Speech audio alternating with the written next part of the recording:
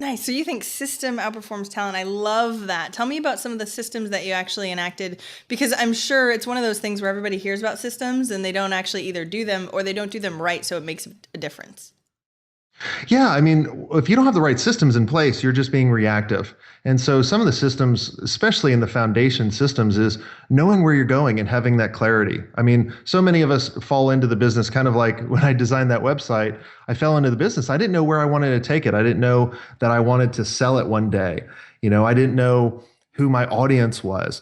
So you have to get that clarity of where you're going because it's just like Google Maps, right? It's a great software. If you don't put in an address, it's useless. And so that's kind of how business owners are. They're just being reactive and they're taking on the clients that are just coming to them, the ones that they actually want. And then the other systems Okay. were, So I have a lot of around. questions having to do this. Number one, you told a couple of people, and were you like, because I've seen this before with people, that didn't work. Throw it all away. Start something new, right? So, so tell me about what your attitude was selling a couple of people and then going from there. Because I mean, especially from having such huge success beforehand, a couple of people sounds like a drop in the bucket. But tell me your thoughts.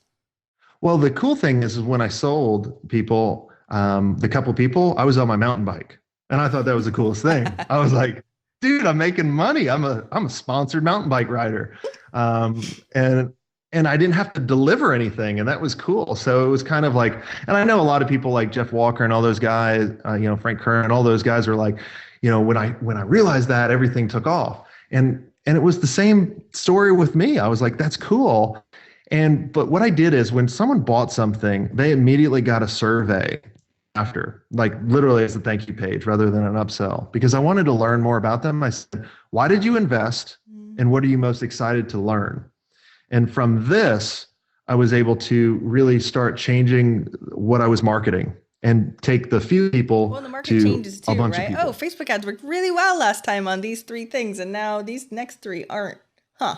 And that's what my whole Yeah, program talks about. Well, that's too bad. Here, let's sell it anyway. That's not good either, right? You I really have to know. stay up to date on the pulse. The quick question that I have on the questions, though, is it's one way to ask somebody, like when you do a sales call with somebody, you probably ask them a ton of questions if they're a good fit for one on one.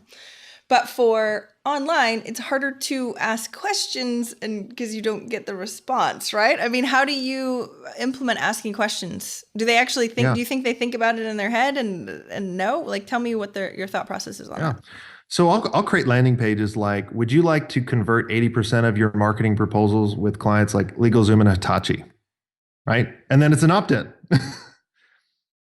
Okay, that And makes so now, so sense. now, so now they're indicating interest, and Yep. then I send them a video.